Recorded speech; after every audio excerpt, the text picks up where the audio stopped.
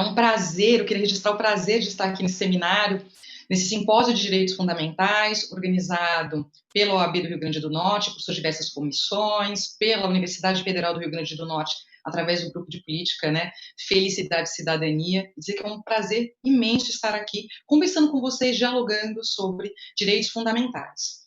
Queria também saudar os meus colegas, né, palestrantes, expositores e também debatedores. Acredito que possamos ter hoje um diálogo muito produtivo e alcancemos alguns consensos e não potencializemos mais dissensos, né, como hoje nós vivemos na nossa sociedade.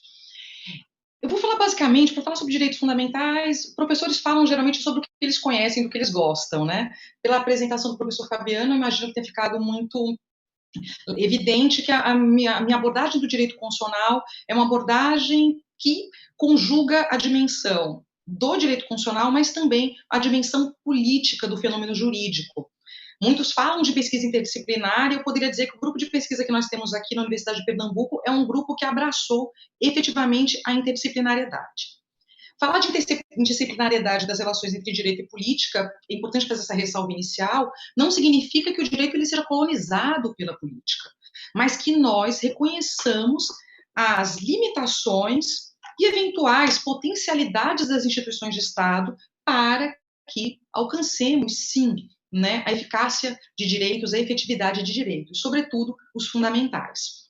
Então, a minha abordagem vai ser caracterizada por essa relação entre direito e política, mais especificamente sobre um ramo denominado política judicial, em que nós tratamos dados sobre a atuação do Poder Judiciário e, a partir daí, né, reformulamos ou pensamos em alternativas para a efetividade de direitos.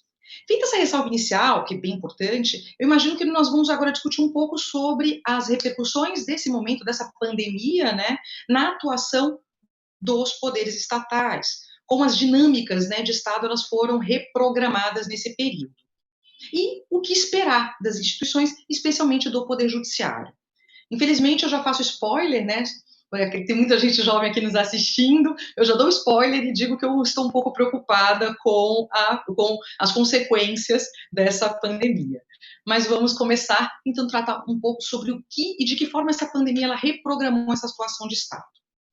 Bem, quando nós falamos da Constituição de 1988, o debate sobre a Constituição de 1988, ele sempre foi atrelado, ela nasceu sob algumas expectativas, mas também sob uma constante preocupação em torno de uma crise.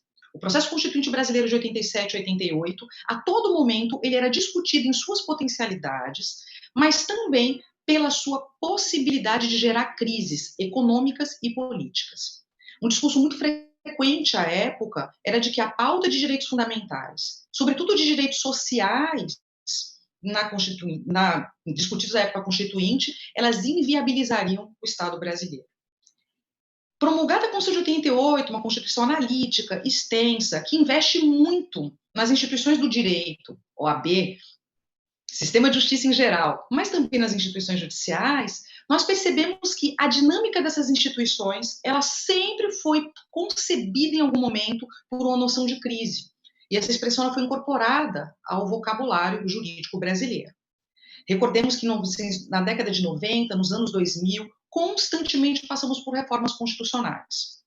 E, eventualmente, essas reformas constitucionais, elas alcançam, de alguma forma lateral, alguns direitos fundamentais. E, nesse sentido, nós nos acostumamos com a ideia de crise e com uma Constituição superemendada.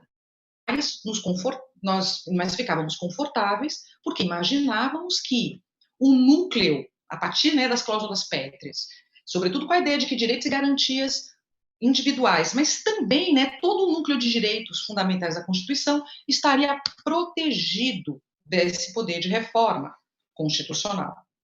E, certamente, o âmago da nossa proteção de direitos, ele se manteve.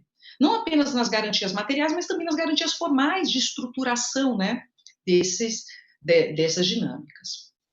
Então, nós tínhamos até o momento uma certa tranquilidade no que se refere aos direitos fundamentais. Se não em efetividade, mas pelo menos em termos de exigibilidade. Exigibilidade no plano constitucional, mas exigibilidade também do ponto de vista da regulamentação infraconstitucional. é importante recordar que boa parte das políticas públicas, ou pelo menos boa parte dos direitos prestacionais, eles têm uma regulamentação extensa no âmbito infraconstitucional, e certamente essas políticas públicas, portanto, elas são bem matizadas. Esse era o quadro que nós tínhamos até o início, né, da década passada. Pois bem, sobrevivemos a crises não apenas constitucionais no Brasil, mas a crises também globais. O exemplo mais representativo deles é a crise de 2008, 2009. Enquanto na Europa se discutiu de forma tão clara, né, as consequências daquela crise, daquela crise macroeconômica para a efetividade de direitos e para o próprio universo de prestações do Estado, aqui no Brasil nós não passamos por essa dificuldade da mesma forma, né, como os países europeus.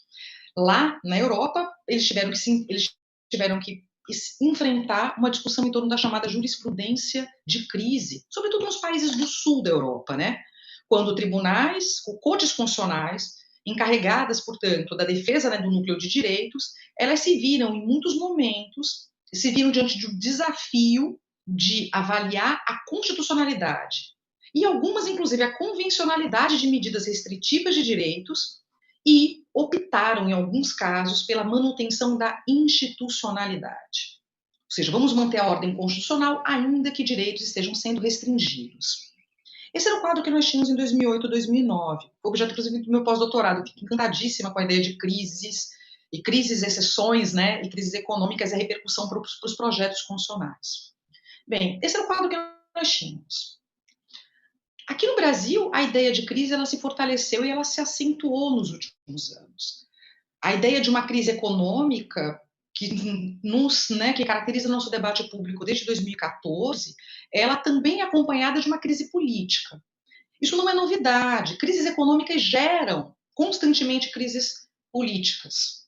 E muitas vezes os pactos de sociabilidade e a vivência da chamada cultura constitucional, eles também são colocados em xeque nesses momentos. E aí? Mais recentemente, quando nós vínhamos num processo de erosão constitucional, de não mais com dificuldade de falarmos de diálogos entre as instituições de Estado, mas falando, na verdade, eu chamo de embates constitucionais, mais do que diálogos, é o que nós vemos hoje. Sob o ponto de vista horizontal, um processo bastante conturbado em que os atores têm profunda dificuldade de conversar. E a sociedade civil brasileira tem dificuldade de ser ouvida, de encontrar vez e voz nas instâncias públicas. Então, nós temos várias discordâncias, várias dissonâncias. A nossa orquestra parece que não funcionou, não está muito bem alinhada. Bem, nesse universo todo, nós ainda nos deparamos em 2020 com uma pandemia. A pandemia, no que se refere a direitos fundamentais, ela nos traz algumas dificuldades. Eu diria que, no geral, a ideia de crise econômica, ela frequentemente, ela induz a uma redução. Percebam que eu não concordo ou discordo. Eu digo que discursos de crises econômicas geram discursos de restrição e retrocesso em direitos. E é nisso que nós precisamos das instituições fortes para garantir aquele acordo, aquele núcleo intangível. Essa pandemia, ela traz uma característica. Além da redução no âmbito dos direitos e na redução no âmbito de prestações do Estado, hoje nós temos um diferencial. A necessidade de que o Estado ele preste mais. Portanto, se uma crise é caracterizada do ponto de vista econômico pelo binômio escassez financeira, escassez artificial, natural, ou seja, diversas formas, né, de limitação de recursos. E eu não falo aqui unicamente de recursos econômicos, tá? Até porque o que é essa possibilidade ou não de escassez, sob o ponto de vista artificial, ela pode ser reprogramada. Bem, nós também temos uma segunda característica das crises, que é o aumento das necessidades, o incremento das necessidades. E a crise econômica gera um paradoxo muito cruel. Quanto mais se precisa, menos condições o Estado e a sociedade têm de fazer frente a essas necessidades. Essa pandemia traz a necessidade justamente de gastos, e esses gastos vão repercutir hoje e no futuro. O segundo aspecto é que essa pandemia hoje nos traz a discussão em torno de uma limitação, ou diria restrição, de direitos individuais, os chamados direitos de liberdade. É um clássico na teoria dos direitos fundamentais, eu estou falando para um grupo de direitos fundamentais e para colegas que estudam profundamente o tema, então, na verdade, eu estou chovendo no molhado, mas essa relação próxima, né, entre direitos de liberdade e direitos prestacionais ela é bastante conhecida, né? Todos os direitos têm custos e os custos mais variados. Isso é um clássico. Mas o que tem de novidade na pandemia? A possibilidade de restrição de direitos. E vivemos um momento diferente do processo constitucional brasileiro, que é o momento em que se discute, eventualmente, medidas limitadoras de direitos de reunião, associação. Discursos que põem em dúvida esses acordos. Ou seja, no âmbito dos direitos fundamentais, os desafios dessa pandemia eles são tremendos. E o que esperar dos atores políticos em geral? Eu diria que no âmbito do poder legislativo, nós já tivemos diversas medidas que fazem frente a essa pandemia. Desde a legislação que trata da exceção, até diversas medidas provisórias. Eu não estou discutindo a constitucionalidade delas, mas eu estou dizendo que o poder legislativo, de alguma forma, ele faz frente ou ele tenta, né, atender a essas necessidades do ponto de vista normativo. Quando se fala de políticas públicas, a despeito delas serem condicionadas pela legislação, é importante lembrar que elas são executadas no âmbito do poder executivo. E a pandemia hoje permite que nós utilizemos todo o arsenal de limitações do que o poder público tem à sua disposição. E a questão é até que ponto vamos ou não restringir direitos e qual a finalidade dessa restrição de direitos. Eu costumo falar, são muitas lives, né? Esse período é de live, estamos todos em casa, espero que todos estejam bem. Nesse período de lives eu sempre discuto que nós agora, os professores de direito administrativo, veem o retorno daqueles institutos clássicos. Requisição, limitação, ocupação temporária, poder de polícia. Todos aqueles institutos que o pessoal geralmente não gostava de assistir, o pessoal não gosta de assistir a aula, eles retornaram, né, à ordem do dia. Eu retorno de Eli Lopes Meirelles, como eu digo. Pois bem, nesse momento, o que nós vemos? Os poderes executivos, como em todos os estados eu não gosto de falar de exceção, pela carga semântica que a instituição, que a expressão ela contém, sobretudo num momento, né, num país com a nossa história constitucional. Mas com momentos de emergência, essas medidas e esse poder de intervenção dos executivos ele é incrementado. E em alguns momentos essas políticas elas podem chegar a ser questionadas no âmbito do poder judiciário. E aqui nós temos mais uma novidade do ponto de vista institucional. É o fato de que nós nos acostumamos no Brasil a visualizar os diálogos ou tensões entre as instituições sob o ponto de vista horizontal da separação de poderes. Mais frequentemente, nós discutimos as respostas do Poder Judiciário através da noção de ativismo ou autocontenção. Eu traria um terceiro elemento, o não julgar, que é tão importante quanto julgar, né? O silêncio é uma resposta política também.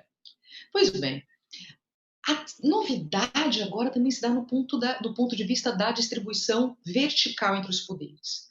A nossa federação vem oferecendo, por uma ausência de coordenação no âmbito nacional, no âmbito vertical nós temos novas dificuldades, nós temos uma tensão que é evidente. Estados e municípios, no emprego das suas competências, né, tanto materiais quanto formais da Constituição, eles vêm legislando e atuando, fazendo frente, estabelecendo medidas, né, de intervenção ou não intervenção para fazer frente aos efeitos da pandemia. Ou seja, nós temos conflitos agora em todos os âmbitos imagináveis. E o que esperar do Poder Judiciário?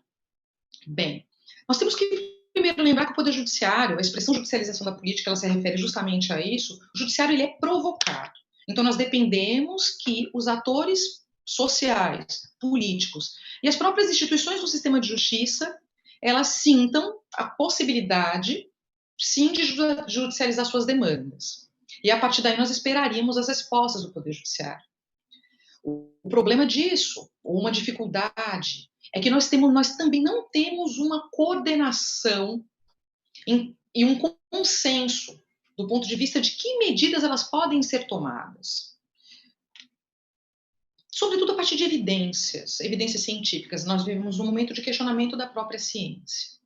As instituições, portanto, do sistema de justiça e os atores, eles encontram dificuldade em amparar suas demandas e, a partir daí, formular expectativas para o controle das ações, mas também das omissões dos poderes constituídos.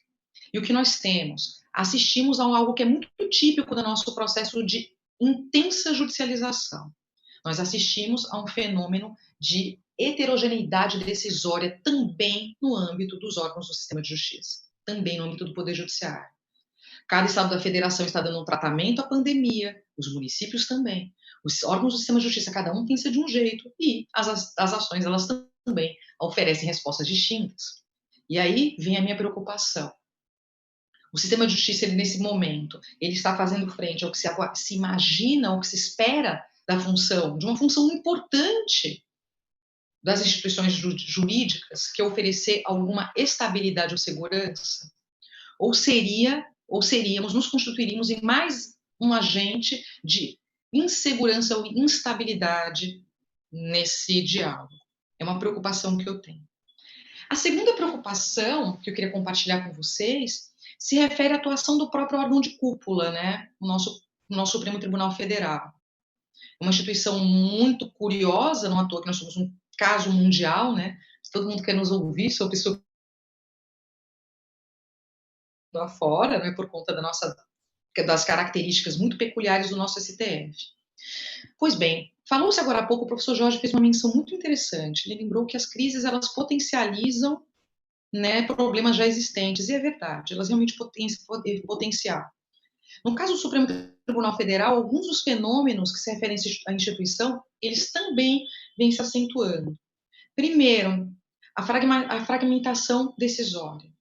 Seria o 2.1, né? 2.2, as decisões monocráticas. Terceiro, a ausência no que se refere a determinados direitos de uma certa coerência decisória. Para quem gosta do working romance em cadeia. O fato é que nós não conseguimos prever muito bem o que o Supremo Tribunal Federal vai responder às demandas. E nós teríamos num órgão que tem uma função importante, que é de centralização da atividade jurisdicional, que dispõe de tantos elementos, desde as emendas constitucionais, de certa forma, de garantir alguma segurança para o sistema, o Supremo também se torna um órgão imprevisível, uma instituição imprevisível. Cada ministro, uma ilha, né? E no centro da ilha, eu chamo que é o centro do arquipélago, um presidente que muito pode, cuja pauta nós não conseguimos prever também. Bem, se essa era a minha segunda preocupação, a terceira, Flávia, aí, o direito cria mais problemas do que dificuldades? Constatadas essas dificuldades, é o momento de nós olharmos para nós mesmos, do nosso papel enquanto profissionais, enquanto pesquisadores, enquanto Ordem dos Advogados do Brasil, sou advogada da União, sou advogada também, qual é o nosso papel nesse universo? Já se fala que, do ponto de vista intergeracional, que essa pandemia vai caracterizar a nossa geração, ela vai ser a história da nossa geração.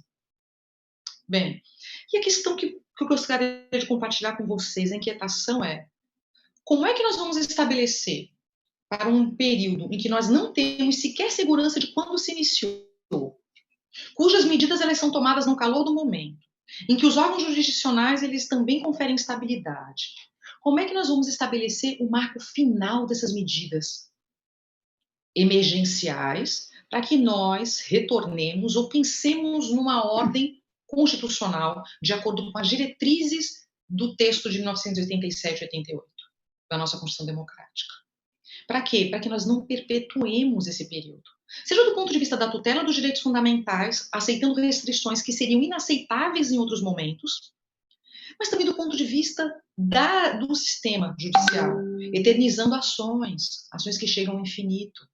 Nós conhecemos aqui no Brasil alguns planos econômicos que demoraram muito a serem apreciados. Meu receio é que a nossa geração se torne refém dessa pandemia. E mais, né, leguemos essa herança, que eu diria que não seria uma herança bendita, mas uma herança maldita para gerações posteriores, nos caracterizando como uma geração que viu e assistiu à restrição e ao recuo na tutela de direitos.